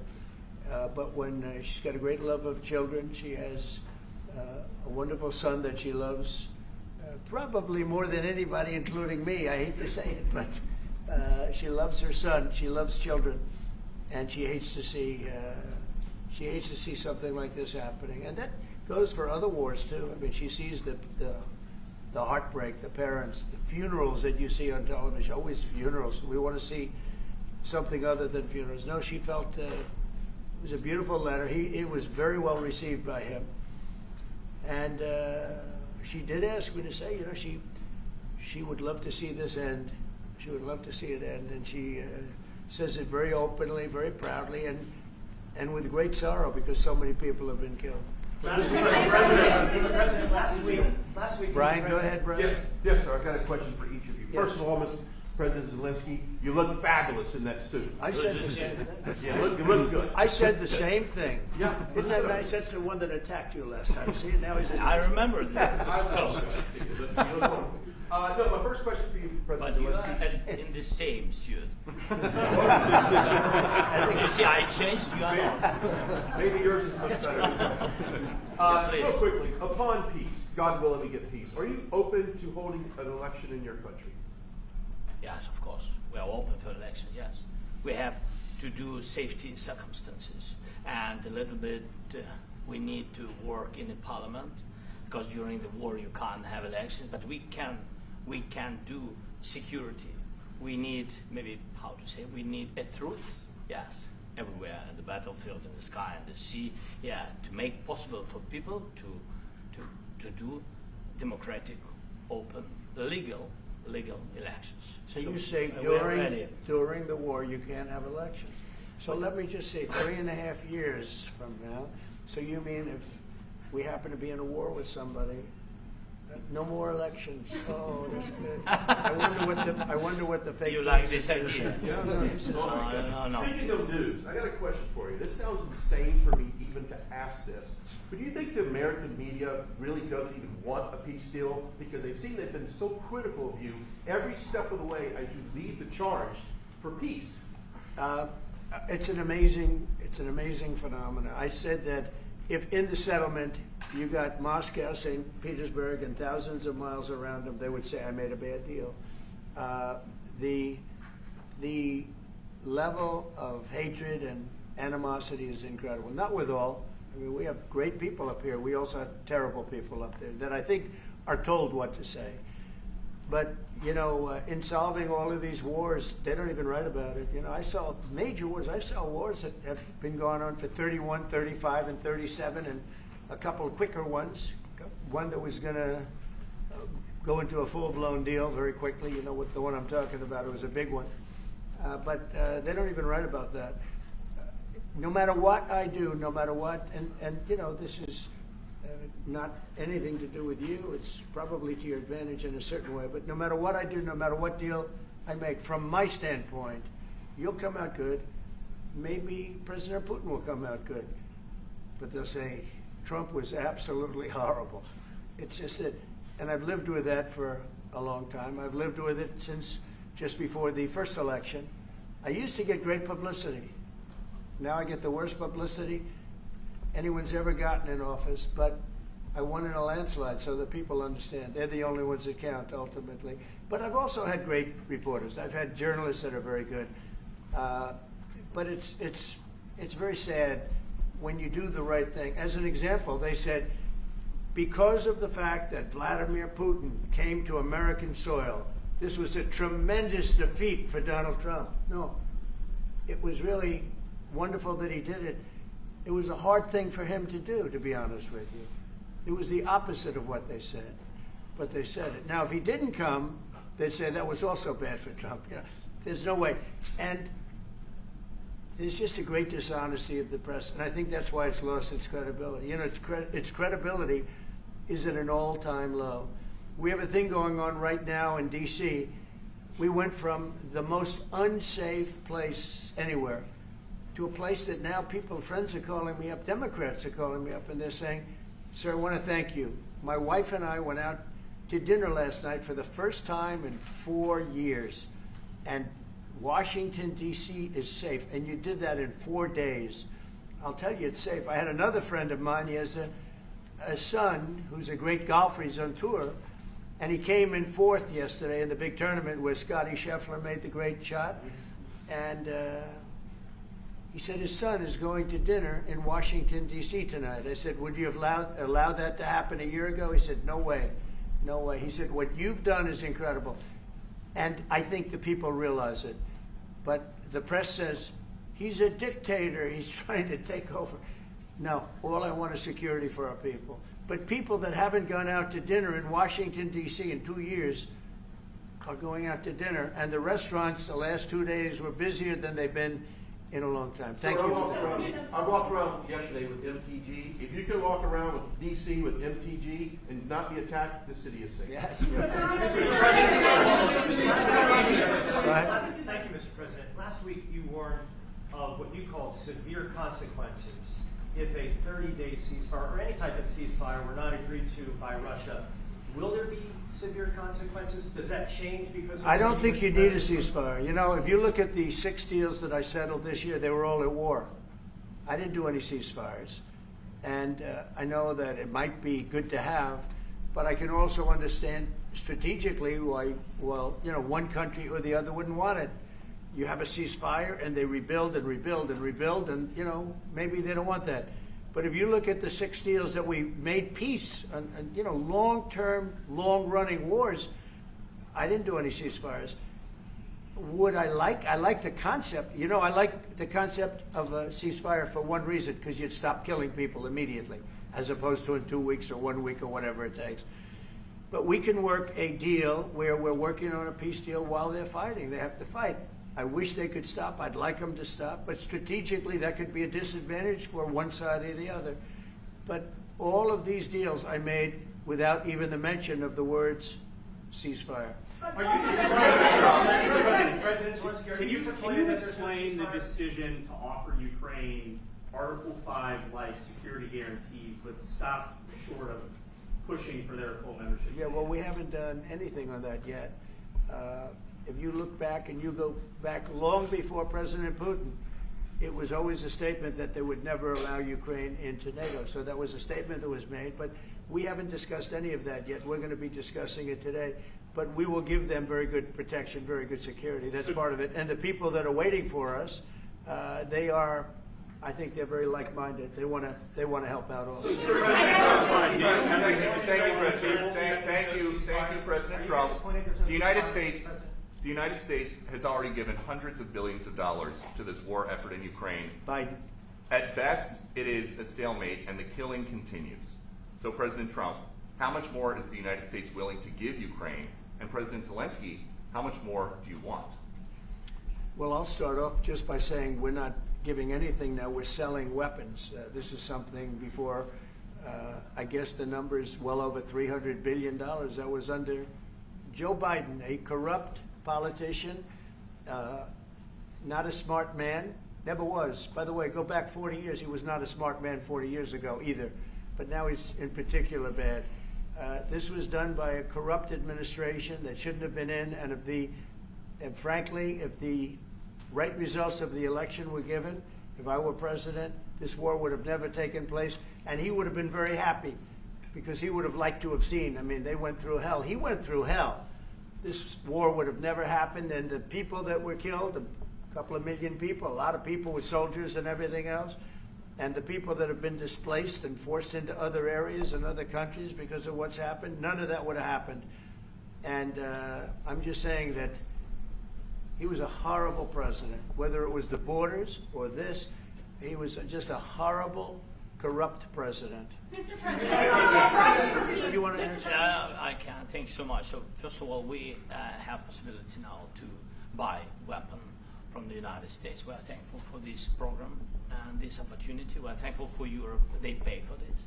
And through NATO program, for example, Pearl and etc., we have some programs where we can have some money to finance this. And this is a part, I think, It's not a part for the war and to defend us. It also will be a part for security guarantees, to strengthen our army, to rearm Ukrainian army. This is very, very important.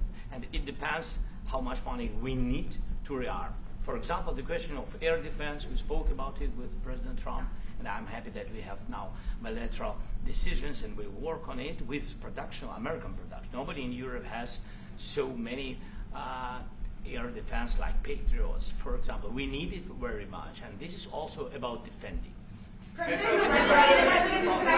I think, I think the good news, we make the best military equipment in the world by far. You mentioned the Patriots. How good are they? Systems. We have systems, they're literally 100% foolproof. And it's really like shooting two bullets, two bullets hitting each other in the air in a space like this. The chances, 100%. It's 99 to 100%. So we sell the equipment to NATO. And NATO does what, I don't know what the arrangement is that you have with, but I know that they want you to have the equipment. And we're getting the best equipment in the world, but they pay us for the equipment.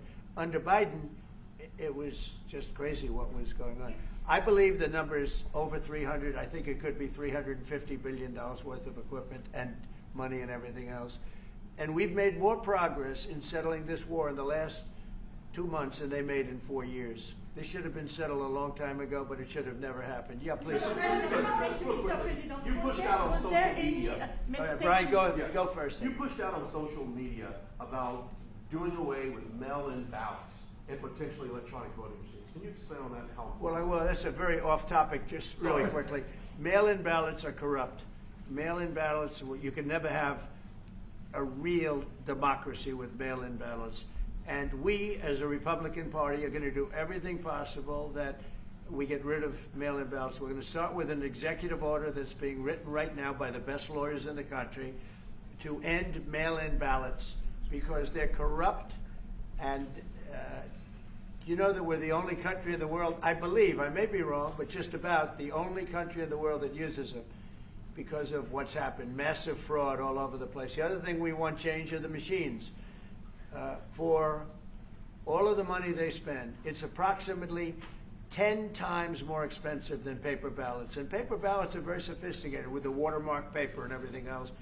We would get secure elections. We'd get much faster results. The machines, I mean, they say we're going to have the results in 2 weeks. With paper ballots, you have the results that night. Most people, but most people, many countries use paper ballots. It's the most secure form. So between paper ballots, very, very important, paper ballots, and I think maybe even more important, the mail-in voting. We're going to end mail-in voting. It's a fraud. If you have mail-in vote, even Jimmy Carter with this commission, they set it up. He said the one thing about mail-in voting, you will never have an honest election if you have mail-in. And it's time that the Republicans get tough and stop it because the Democrats want it. It's the only way they can get elected. Because with men and women's sports and with transgender for everybody and open borders and all of the horrible things, and now the new thing is they love crime.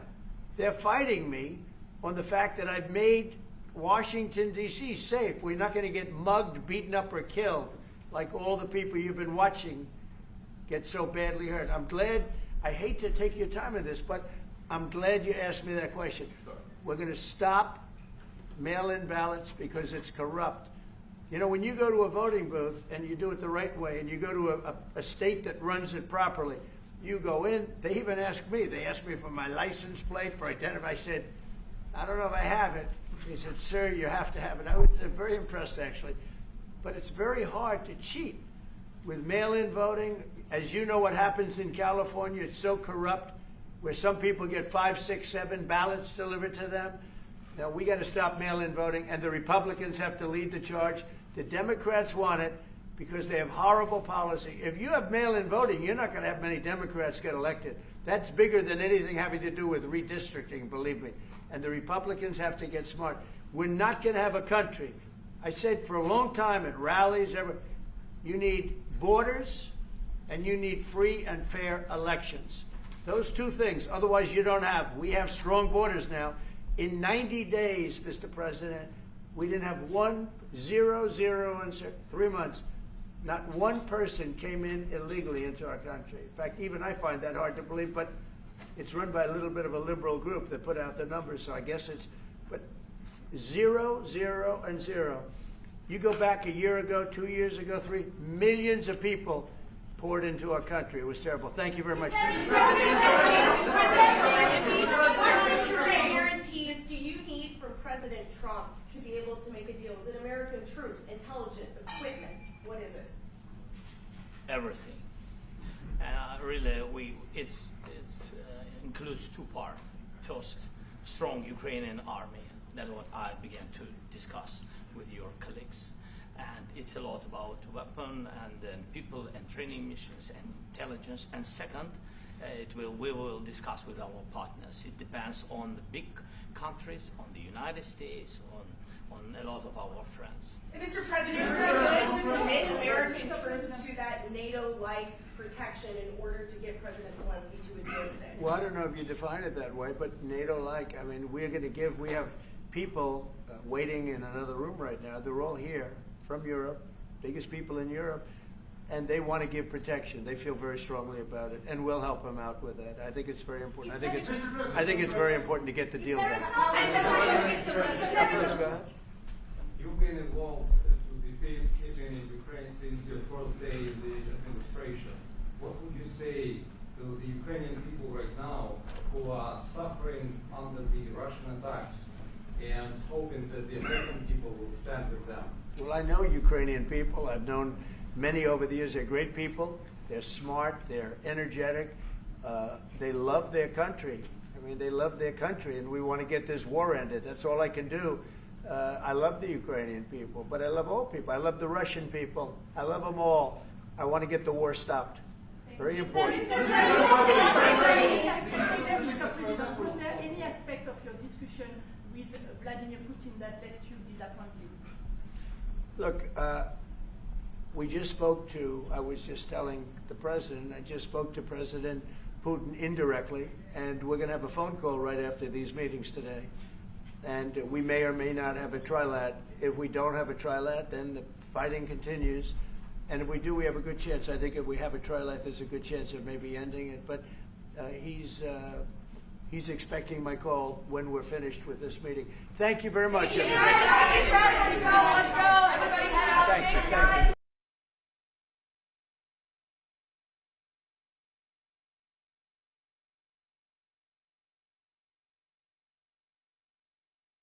We appreciate you being here.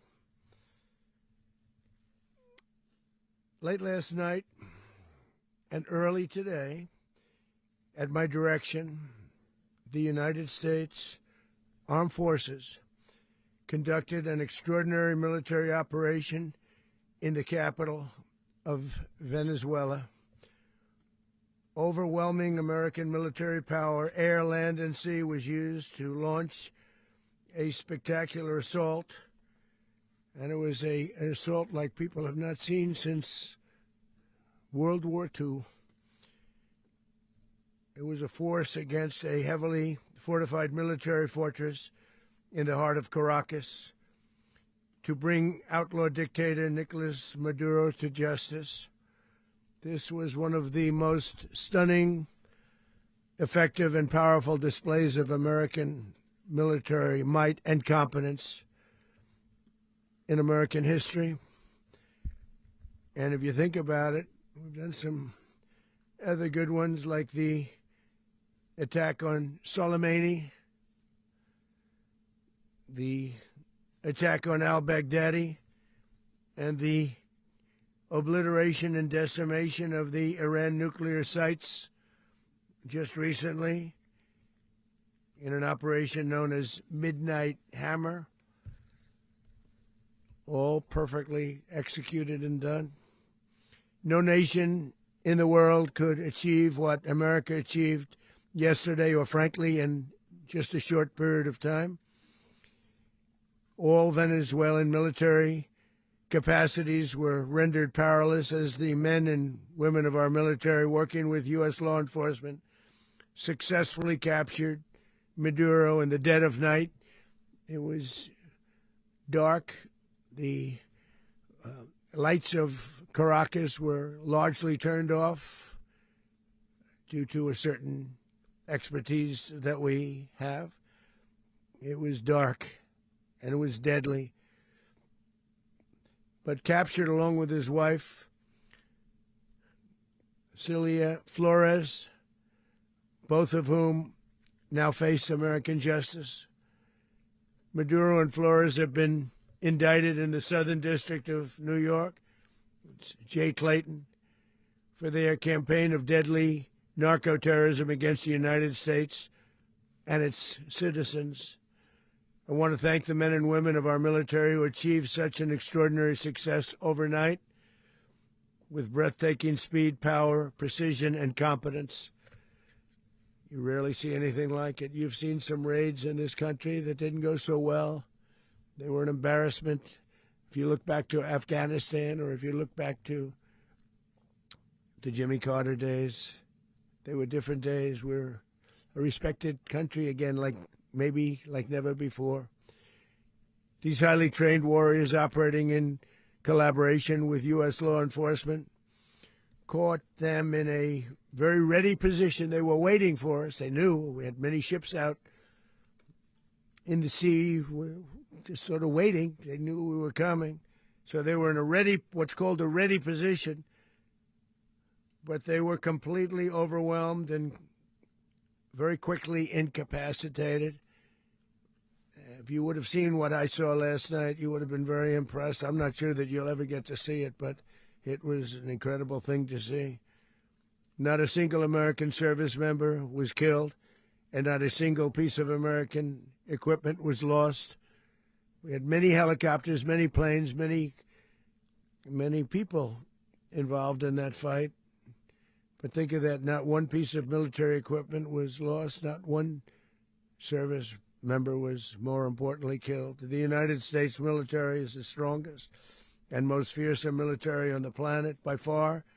With capabilities and skills our enemies can scarcely begin to imagine. We have the best equipment anywhere in the world. There's no equipment like what we have, and you see that even if you just look at the boats. We've knocked out 97% of the drugs coming in by sea. 90%. Each boat kills on average 25,000 people. We knocked out 97%. And those drugs mostly come from a place called Venezuela. We're going to run the country until such time as we can do a safe, proper, and judicious transition. So we don't want to be involved with having somebody else get in, and we have the same situation that we had for the last long period of years. So we are going to run the country until such time as we can do a safe, proper, and judicious transition. And it has to be judicious because that's what we're all about. We want peace, liberty, and justice for the great people of Venezuela, and that includes many from Venezuela that are now living in the United States and want to go back to their country. It's their homeland. We can't take a chance that somebody else takes over Venezuela that doesn't have the good of the Venezuelan people in mind. We've had decades of that. We're not going to let that happen. We're there now, and what people don't understand, but they understand as I say this, we're there now, but we're going to stay until such time as the proper transition can take place. So we're going to stay until such time as we're going to run it, essentially, until such time as a proper transition can take place. As everyone knows, the oil business in Venezuela has been a bust, a total bust, for a long period of time. They were pumping almost nothing by comparison to what they could have been pumping and what could have taken place. We're going to have our very large United States oil companies, the biggest anywhere in the world, go in, spend billions of dollars, fix the badly broken infrastructure, the oil infrastructure, and start making money for the country. And we are ready to stage a second and much larger attack if we need to do so. So we were prepared to do a second wave if we needed to do so. We actually assumed that a second wave would be necessary, but now it's probably not. The first wave, if you'd like to call it that, the first attack was so successful, we probably don't have to do a second, but we're prepared to do a second wave, a much bigger wave, actually. This was pinpoint, but we have a much bigger wave that probably won't have to do. This partnership of Venezuela with the United States of America, a country that everybody wants to be involved with because of what we were able to do and accomplish, will make the people of Venezuela rich, independent, and safe. And it will also make the many, many people from Venezuela that are living in the United States extremely happy. They suffered. They suffered. So much was taken from them. They're not going to suffer anymore. The illegitimate dictator Maduro was the kingpin of a vast criminal network responsible for trafficking colossal amounts of deadly and illicit drugs into the United States. As alleged in the indictment, he personally oversaw the vicious cartel known as Cartel de las Solas, which flooded our nation with lethal poison, responsible for the deaths of countless Americans, the many, many Americans. Hundreds of thousands over the years of Americans died because of him. Maduro and his wife will soon face the full might of American justice and stand trial on American soil. Right now, they're on a ship. They'll be heading to, ultimately, New York, and then a decision will be made, I assume, between New York and Miami or Florida. But we have people where the overwhelming evidence of their crimes will be presented in a court of law. And I've seen it. I've seen what we have. It's both horrible and breathtaking that something like this could have been allowed to take place. For many years after his term as president of Venezuela expired, Maduro remained in power and waged a ceaseless campaign of violence, terror, and subversion against the United States of America, threatening not only our people, but the stability of the entire region. And you all saw it. In addition to trafficking gigantic amounts of illegal drugs that inflicted untold suffering and human destruction all over the country, all over, in particular, the United States, Maduro sent savage and murderous gangs, including the bloodthirsty prison gang Tren de Aragua, to terrorize American communities nationwide. And he did indeed. They were in Colorado. They took over apartment complexes. They cut the fingers off people if they called police. They were brutal, but they're not so brutal now. And I just have to congratulate our military, Pete and everybody, and our National Guard, because the job that they've done, whether it's in Washington, D.C., where we have a totally safe city, where it was one of the most unsafe cities anywhere in the world, frankly, and now we have no crime in Washington, D.C. We haven't had a killing. We had the terrorist attack a few weeks ago. A little bit of a different kind of a threat. But we haven't had a killing in a long period of time, 6-7 months. We used to have two, on average 2 a week in Washington, our capital. We don't have that anymore. The restaurants are opening. Everyone's happy. They're going, they're walking their daughters, they're walking their children, their wives. They walk to restaurants. Restaurants are opening all over Washington, D.C. So I want to thank the National Guard. I want to thank our military. And I want to thank law enforcement. It's been amazing. And they should do it with more cities. We're doing it, as you know, and we're doing it in Memphis, Tennessee right now, and crime is down. We've just sort of started a few weeks ago, but crime is down now 77%. And the governor of Louisiana called, great person, and he wanted us to help him, as you know, in a certain very nice part of Louisiana, and we have done that. And it was a rough section, and we have crime down. I understand it's down to almost nothing already after 2.5 weeks. New Orleans, It's down to almost nothing. And we've only been there for 2.5 weeks. Can't imagine why governors wouldn't want us to help. We also helped, as you know, in Chicago, and crime went down a little bit there. We did a very small help because we had no working ability with the governor. The governor was a disaster, and the mayor was a disaster. But it knocked down crime. But we're pulling out of there when they need us. We'll know. You'll know. You'll be writing about it. And likewise, Los Angeles, where we saved Los Angeles early on, where the head of the police department made a statement that if the federal government didn't come in, we would have lost Los Angeles. That's long after the fires. That's when they had the riots in Los Angeles. We did a great job. Got no credit for it whatsoever, but that's okay. It doesn't matter. We don't need the credit. But we'll be pulling out when they need us. They'll call, or we'll go back if we have to. We'll go back. But we did a great job in various cities.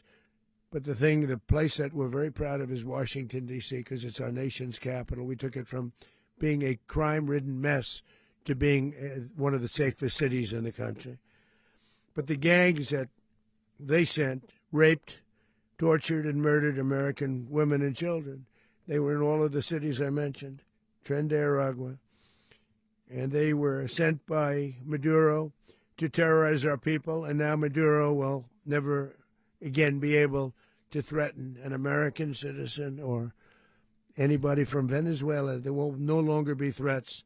For years I've highlighted the stories of those innocent Americans whose lives were so heartlessly robbed by this Venezuelan terrorist organization. Really one of the worst. One of the worst, they say the worst. Americans like 12-year-old Jocelyn Nungari from Houston. Beautiful Jocelyn Nungari, what happened to her? They, as you know, they kidnapped, assaulted, and murdered by Tren de Aragua animals. They murdered Jocelyn and left her dead under the bridge. There was a bridge that will never be the same to so many people after seeing what happened. As I've said many times, the Maduro regime emptied out their prisons, sent their worst and most violent monsters into the United States to steal American lives. And they came from mental institutions and insane asylums. They came from prisons and jails. The reason I say both, they sound similar. Actually, prisons a little bit more hostile, a little bit tougher. A mental institution isn't as tough as an insane asylum, but we got them both. They sent from their mental institutions. They sent from their jails, prisons. They were drug dealers. They were drug kingpins. They sent everybody bad into the United States, but no longer. And we have now a border where nobody gets through. In addition, Venezuela unilaterally seized and stole American oil, American assets, and American platforms, costing us billions and billions of dollars. They did this a while ago, but we never had a president that did anything about it. They took all of our property. It was our property. We built it. And we never had a president that decided to do anything about it. Instead, they fought wars that were 10,000 miles away. We built Venezuela oil industry with American talent, drive, and skill, and the socialist regime stole it from us during those previous administrations, and they stole it through force. This constituted one of the largest thefts of American property in the history of our country. Considered the largest theft of property in the history of our country. Massive oil infrastructure was taken like we were babies, and we didn't do anything about it. I would have done something about it. America will never allow foreign powers to rob our people or drive us back into and out of our own hemisphere. That's what they did. Furthermore, under the now deposed dictator Maduro, Venezuela was increasingly hosting foreign adversaries in our region and acquiring menacing offensive weapons that could threaten U.S. interests and lives. And they used those weapons last night. Potentially in league with the cartels operating along our border. All of these actions were in gross violation of the core principles of American foreign policy, dating back more than 2 centuries, and not anymore. All the way back, it dated to the Monroe Doctrines. And the Monroe Doctrine is a big deal, but we've superseded it by a lot, by a real lot. They now call it the Donroe Document. I don't know. It's Monroe Doctrine. We sort of forgot about it. It was very important, but we forgot about it. We don't forget about it anymore. Under our new national security strategy, American dominance in the Western Hemisphere will never be questioned again. Won't happen. So just in concluding, for decades, other administrations have neglected or even contributed to these growing security threats in the Western Hemisphere. Under the Trump administration, we are reasserting American power in a very powerful way in our home region.